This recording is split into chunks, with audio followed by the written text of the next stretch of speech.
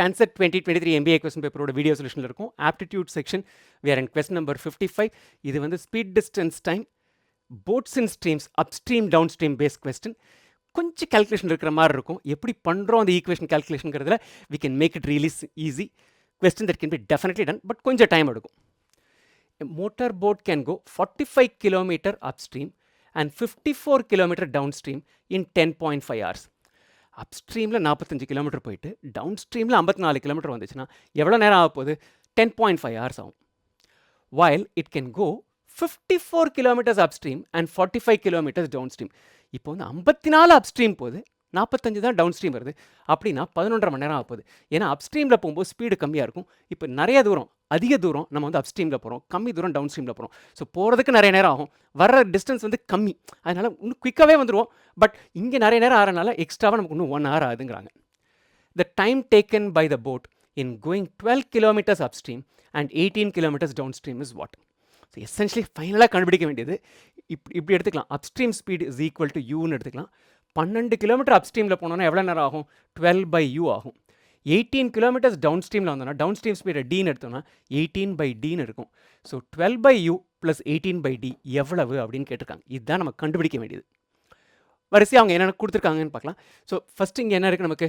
45 kilometre upstream. இது first கேஸில் போகும்போது 45 கிலோமீட்டர்ஸ் அப்ஸ்ட்ரீம் போகிறதுக்கு டிஸ்டன்ஸ் பை ஸ்பீட் இதுதான் டைம் ஆக போகுது.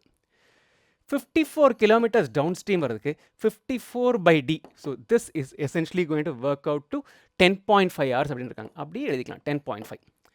செகண்ட் சினாரியோவில் நம்பர்ஸ் ரெண்டு ஸ்வாப் ஆகுது. So this is 54/u + 45/d. இப்போ அதிக நேரம் எடுக்குது, which is equal to 11.5. எப்படி சால்வ் பண்ண போகிறோம்னா இங்கே சால்வ் பண்ணுறது தான் நம்ம வந்து we can make it actually easy by doing it this way. 45, 45, 54, 54 இந்த கோஎஃபிஷியன்ட்ஸ் பார்த்தீங்கன்னா ஸ்வாப் ஆயிருக்கு. ஸோ ஃபஸ்ட் இந்த ரெண்டு ஈக்குவேஷனையும் ஆட் பண்ணிடலாம். என்ன வரும்? 45 + 54 99. 99/u. மறுபடியும் இங்கேயும் ஆட் பண்ணோன்னு என்ன வரும்? 54 + 45 அதுவும் 99. 99/d. ஸோ இது எவ்வளோன்னு வருது? This is equal to add பண்ணோன்னா 10 11 கூட்டணும்னா 21 + another 1.5. So that makes it as 22. This is equal to 22. So 99 காமனாக எடுத்தோம்னா will get 1/u + 1/d is equal to 22/99, which is equal to 2/9. இதை நம்ம ஈக்குவேஷன் 1ன்னு வச்சுக்கலாம். இப்போ என்ன பண்ண போகிறோம்? what we are going to do is equation 3ன்னு வச்சுக்கலாம். ஏன்னா முன்னாடியே 1 and 2 போட்டுடலாம். Right. So this is equal to 1, this is equal to 2. Second என்ன பண்ண போகிறேன்? I'm going to subtract equation 1 from equation 2. இங்கே வந்து ஆட் பண்ணி இது எழுதியிருக்கோம். This is essentially adding the 2 equations 1 + 2. இப்போ வந்து 2லேருந்து 1 சப்ட்ராக்ட் பண்ணலாம். என்ன வருதுன்னு பார்க்கலாம். 54 - 45 இஸ் 9. 9/u. இங்கே நமக்கு என்ன இருக்குது? This is 45 - 54. 45 கம்மி நம்பர், 54 அதிக நம்பர். ஸோ மைனஸில் வந்து நிற்கும். So that is going to be equal to -9/d is equal to இப்போ என்ன வருது? 11.5 - 10.5 இஸ் ஈக்குவல் டு 1. ஸோ 9ஆல் டிவைட் பண்ணோன்னா we're essentially going to get 1/u - 1/d is equal to 1/9. 9 கீழே வந்துடும். இது ஈக்குவேஷன் நம்பர் 4ன்னு சொல்லலாம். இப்போ இது ரெண்டு ஈக்குவேஷன் ஆட் பண்ணால் வரும். இது ரெண்டு கேன்சல் ஆயிரும். ஸோ 3 + 4 பண்ணினோம்னா will essentially get 1/u + 1/u which is equal to 2/u. இது ரெண்டு கேன்சல் ஆகிட்டு 2/9 + 1/9 this is equal to 3/9 வந்து நிற்கும். So 1/u is equal to 3 divided by 9 into 2 which is equal to 1/6. So 1/u is equal to 1/6. u is equal to 6. Upstream speed கண்டுபிடிச்சு முடிச்சிட்டோம். Down stream கண்டுபிடிக்கலாம். என்ன பண்ணலாம்? Will essentially subtract 4 from 3. Equation 3 minus equation 4 பண்ணலாம். 1/u - 1/u cancel ஆயிரும்.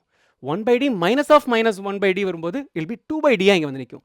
So 2/d this is equal to 2/9 - 1/9 which is equal to 1/9.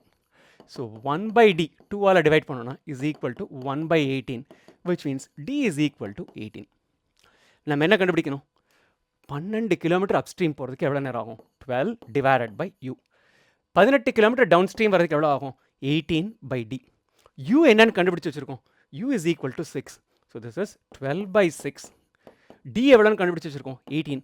18/18. 12/6 is equal to 2 hours. 18/18 is 1 hour. So மொத்தமாக எவ்வளோ நேரம் ஆக போகுது? It's going to take them 3 hours. 3 hours answer ஆப்ஷனில் எங்கே இருக்குது? 3 hours is equal to choice A. Choice A is the correct answer to this question.